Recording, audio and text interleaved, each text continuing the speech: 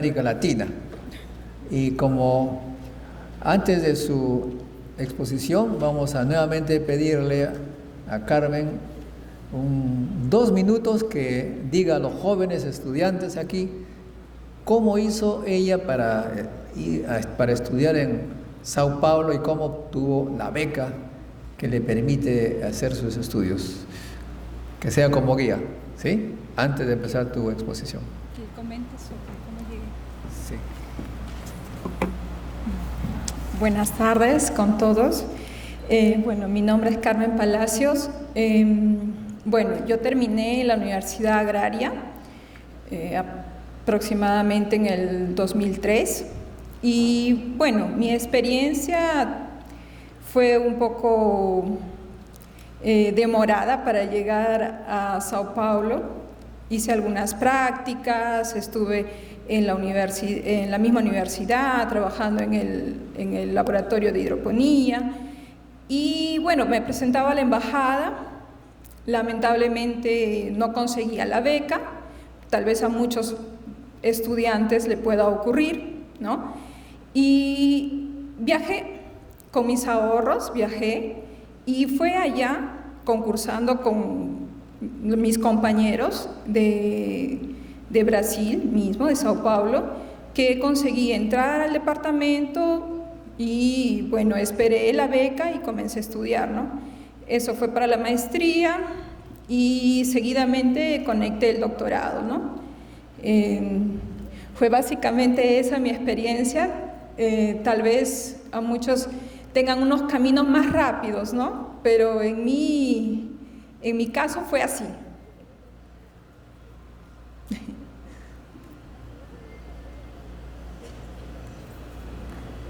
Bueno, ahora sí, tu charla.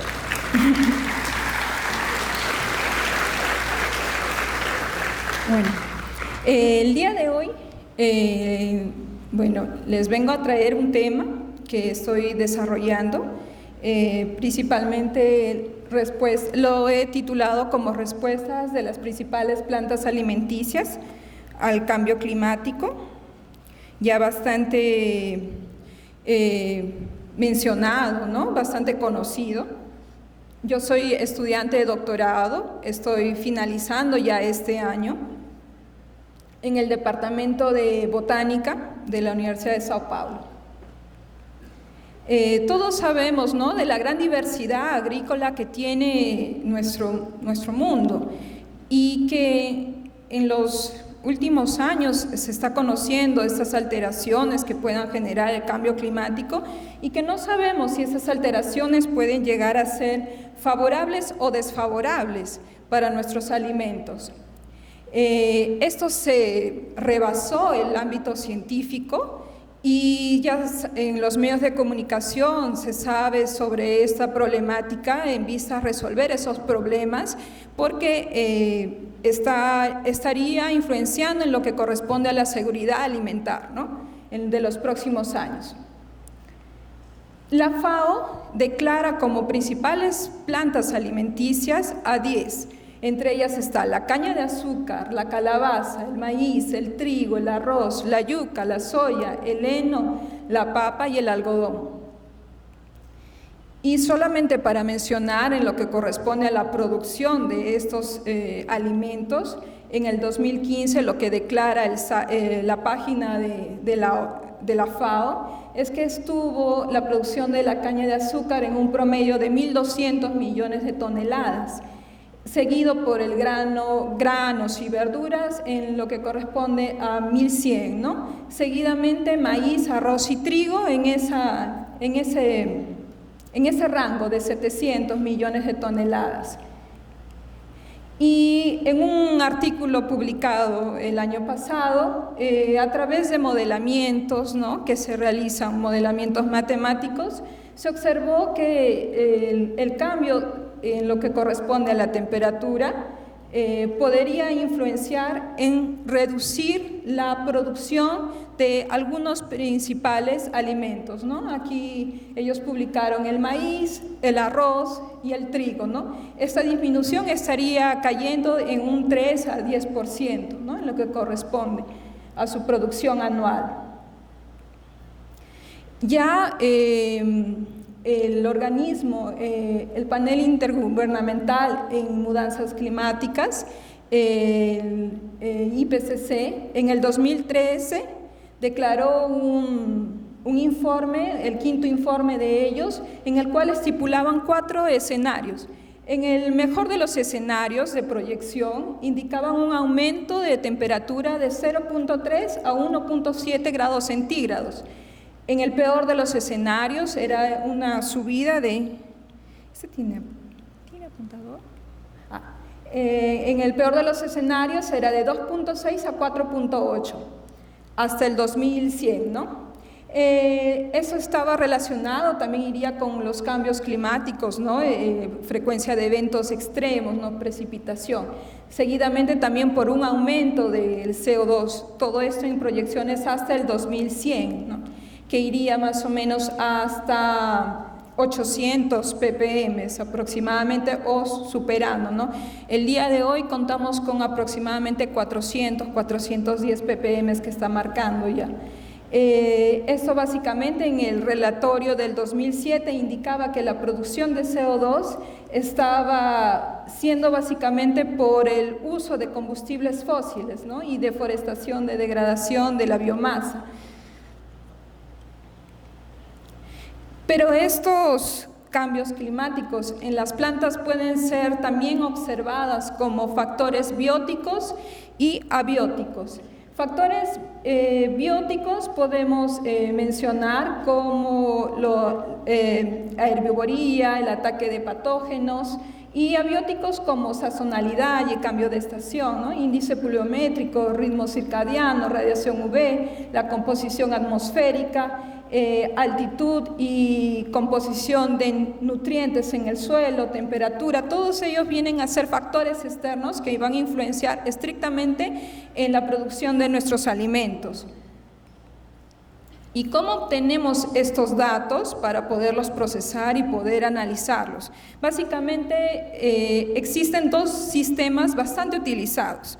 Un sistema al cual yo utilicé en la USP, en la Universidad de Sao Paulo, que son estas cámaras de topo abierto. Pueden ir a 4 metros de altitud o muchas veces también son pequeñas dependiendo del alimento que se utilice, ¿no? Dentro de estas cámaras podría acondicionarse como un microclima porque le podemos adicionar CO2. Dentro de estas cámaras existen sensores que van a medir la humedad relativa, la temperatura que puede existir, también que se puede adicionar, la humedad del suelo que también puede ser controlada. ¿Y qué es lo que sucede? Ese CO2 que se adiciona externamente va a ingresar a través de una entrada de aire forzado por ventilación hacia esta cámara, ¿no? Y después estos datos se van a recoger, ¿no? Por programas que ya el mismo sistema nos brinda. Seguidamente existe otro sistema bastante utilizado, que es el sistema FACE, que se utiliza mayormente en Estados Unidos. Ya existe en Brasil, pero me parece que no han sido publicados los datos, por lo menos no he encontrado en los últimos meses esa información. Y bueno, es un sistema en el cual están los anillos. El cultivo crece en un ambiente externo, rodeado por estos anillos que hacen una circunferencia. Con este diagrama se puede observar y que el flujo, ya sea de CO2 o de otros gases que se podrían adicionar, va a ir cambiando de acuerdo a la disposición del viento, ¿no? Y de esa manera se pueden obtener datos más fidedignos en el cual se pueden ver interacciones que puedan ocurrir, ¿no? Ya sea en el ámbito biótico, si uno también quiere estudiar esas relaciones. Pues bien, todo esto también podemos observar por otro lado la fotosíntesis que pueda ocurrir en nuestras plantas. Sabemos que con la fotosíntesis lo que se produce son básicamente metabolitos primarios, ¿no? Carbohidratos, lípidos, proteínas y ácidos nucleicos que tienen la función principal de crecimiento y desarrollo de la planta. Y son a través de estas sustancias, ¿no? Llamados también como blocos constructores, en el cual viene el carbono, que van a sintetizar sustancias también importantes, ¿no? Y que están englobadas dentro de lo que corresponde al metabolismo secundario, que son como, que tienen básicamente la función de defensa contra la herbivoría, ¿no? Podrían ser clasificados como alcaloides, terpenoides, ácidos fenólicos. Y se dan a través de estas rutas ya bastante conocidas, ¿no? Que hemos visto en nuestras clases de graduación, ¿no? Y tenemos carbohidratos, aminoácidos, proteínas, ácidos grasos, lípidos y las otras sustancias también importantes en las plantas. Pues bien, algunas respuestas al aumento de CO2 ya son bastante conocidas, ¿no? Porque se viene ya estudiando más o menos desde la década del 90, 80, estas respuestas.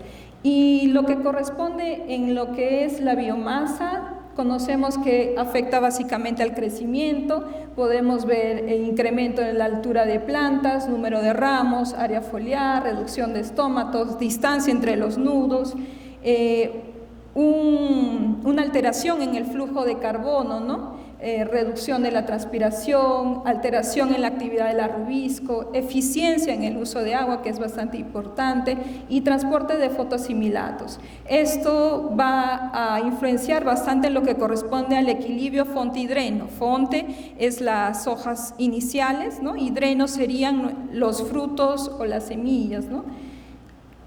Y también esto va a alterar en el ámbito molecular observado en la expresión de genes, ¿no? En un artículo publicado en el 2014 en la Nature, haciendo un metaanálisis, publicaron esta información, esta figura, en la cual entre paréntesis están la cantidad de artículos que fueron investigados para poder realizar esta metaanálisis, y en la cual se pueden ver básicamente dos clasificaciones. Estarían por un lado las plantas C3, ¿no? Y las plantas C4. Plantas C3 son las que básicamente recibe la sustancia que recibe el CO2 va a ser una molécula de 3 carbonos, y la sustancia que recibe el CO2 sería una molécula de 4 carbonos, ¿no? Y dentro de esta C3 tenemos al trigo, al arroz, a los granos, a la soya, y podemos ver que en las plantas C3 la alteración es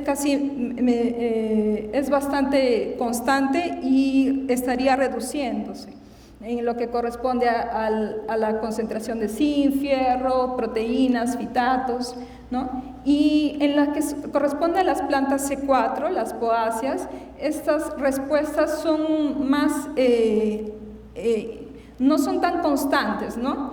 Y pueden dar bastante información en lo que corresponde a alteraciones. En lo que corresponde a proteínas, vemos que arroz, trigo, soya, papa podrían también reducir al incremento de CO2. Esa es una información sobre la soya. También podemos ver que puede reducirse cuando hay incremento de CO2, y también lo que corresponde a los azúcares solubles. Y eso también estaría influenciando por el incremento de temperatura, porque sabemos que si aumenta el CO2, en muchos de los casos también incrementa la temperatura. Entonces trabajaron también con esta información de temperatura. Todo esto es en lo que corresponde al grano, ¿no? Composición del grano de la soya. ¿Y por qué es importante? En esta figura podemos observar que los azúcares están relacionados, ¿no? Es como un engranaje. Una sirve a la otra como sustrato para ser producida. Por ejemplo, aquí en la rafinose, que es un azúcar bastante importante ya en el proceso siguiente, que es la germinación, podemos ver que necesita de sacarose y otro azúcar importante, que es el mioinositol, ¿no? Los dos van a formar la rafinose o otros azúcares también importantes. En el caso por ejemplo, de un incremento de CO2, se ha observado que este último azúcar se incrementa. Claro, para la parte de germinación es buena, ¿no? Pero si esa semilla la queremos utilizar, ya se han visto que se están manipulando para que pueda producir menos rafinose, porque la rafinose estaría produciendo algunos desconfortos abdominales, ¿no? Aunque también se conocen que pueden ser favorables para las bifidobacterias, ¿no? Pero básicamente lo que el productor busca es eliminar o reducir en gran parte este azúcar. Y si vemos otras sustancias importantes, como son los ácidos grasos, que son los componentes de los lípidos, también podemos ver que existen grandes alteraciones, ¿no? Tenemos el ácido oleico, el ácido linolénico, que reduce la cantidad de aceite, que se reduce por un incremento de temperatura también, ¿no? Y básicamente puede darse esta reducción por un gasto de energía que se estaría realizando en un proceso conocido como fotorrespiración. En las plantas va a ocurrir tanto la fotosíntesis como la fotorrespiración en una condición de estándar, ¿no? Por así decirlo, cuando consideramos una temperatura media de 3 a 1. Pero si existe un incremento de temperatura, va a haber una alteración en la asimilación del sustrato, y entonces nuestra rubisco, que es una enzima captadora del CO2, va a tener una función mayor de oxigenasa y por lo tanto va a generar esta ruta para poder producir sacarose, pero con un gasto de energía, a comparación que utilizando esta ruta ya directamente produce sacarose para ir esa sacarose a floema y ser dividido por los órganos dreno, ¿no? Entonces, el laboratorio donde realizo estos trabajos ya ha venido trabajando mucho con la caña de azúcar, con una planta también amazónica, Senna reticulata, y con la soya, ¿no? Básicamente mi trabajo en la maestría fue titulada Composición química de los granos y de la cera foliar, variedad Glycine Max, cultivada sobre la atmósfera enriquecida de gas carbónico y temperatura elevada. Fueron colocados 4 tratamientos: elevado CO2, temperatura elevada, y CO2 elevado y temperatura elevada, con un respectivo control. Nosotros estipulamos 6 colectas a lo largo del crecimiento de la planta, en el cual tuvimos una información en del estado vegetativo de la planta, y estos 3 últimos, 75, 90 y 105 días, nos estaban dando información sobre el grano, ¿no? Sobre la situación del grano. Fue un trabajo que se realizó con un incremento de 5 grados centígrados a más de temperatura y 800 ppm. ¿Y por qué la soya? Porque la soya tiene un 40% de proteínas, 34% de carbohidratos, lípidos en un promedio de 22% y minerales en un 5%. También es muy conocido por la composición de isoflavonas. Las isoflavonas están dentro del grupo grande, que son los flavonoides, y que son sustancias secundarias bastante importantes, ¿no? Como producto natural hoy en día. La composición de los lípidos, importante en lo que corresponde a la soya, pueden ser divididos o conocidos por su abundancia, ¿no? Y por la estructura que poseen estos ácidos grasos. Si tenemos ácidos grasos de cadena saturada, será difícil la difusión de algunos elementos a través de la membrana. Pero si tenemos ácidos grasos insaturados, su difusión será más fácil, ¿no? Estas insaturaciones son debidas a los dobles enlaces que ellas pueden tener. Entonces, ¿qué es lo que observamos o qué es lo que recogimos? Que en lo que corresponde a los lípidos no hubo mucha alteración, no hubo alteración significativa en lo que es la cantidad de aceite. Así también los ácidos grasos no fueron alterados. Únicamente hubo una alteración en el ácido graso más insaturado, el que tiene tres insaturaciones, el cual fue disminuyendo, ¿no? por esta alteración. Esta es la barra en la cual se van a acoplar tanto CO2 como temperatura elevada, y el cual podemos ver esta reducción. Eso es en los lípidos. En lo que corresponde a los carbohidratos hay mayor alteración, ¿no? Es una respuesta mucho más rápida, incremento, reducción, pero lo que nos llama la atención también es la rafinose, que por lo menos en esta variedad al final no hubo una diferencia significativa. En lo que corresponde a las proteínas solubles, al inicio parecía que sí, que hubo solamente en eso que corresponde al incremento de temperatura, pero lo que nos interesa más es la conjunción de los dos parámetros, ¿no? Y en el cual destacamos que no hubo diferencias significativas. Y la biomasa, cuantificamos folia, caule, raíz, no observamos, observamos que sí hubo una pérdida de las hojas, y en la cual podemos ver que los 3 tratamientos perdieron hojas, ese es el control, y el cual podríamos inferir que hubo un encortamiento del ciclo, ¿no? De crecimiento de la planta. En lo que corresponde a los granos otorgaron información, no fue significativa, ¿no?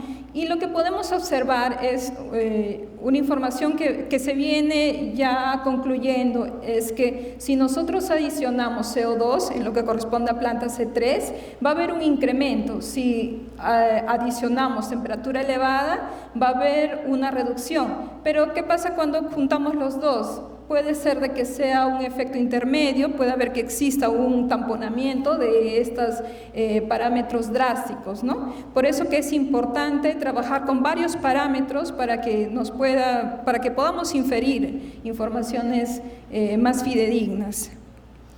Con todos esos datos se hizo un análisis de componente principal, en el cual podemos observar el agrupamiento a los 75 días de los principales componentes que fueron mayores a los 75 días, y a los 105 días también los que fueron más abundantes, ¿no?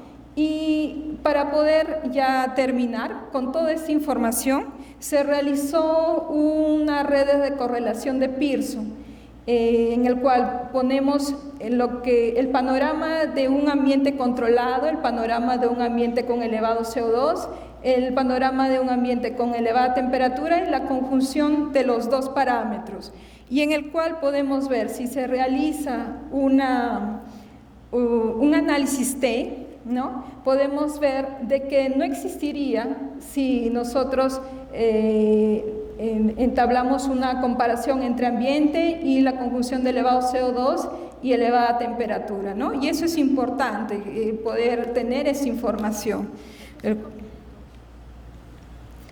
Bueno, hasta aquí es todo lo que quería mencionarles, ¿no? Y si tienen algunas preguntas, algunas dudas, gracias.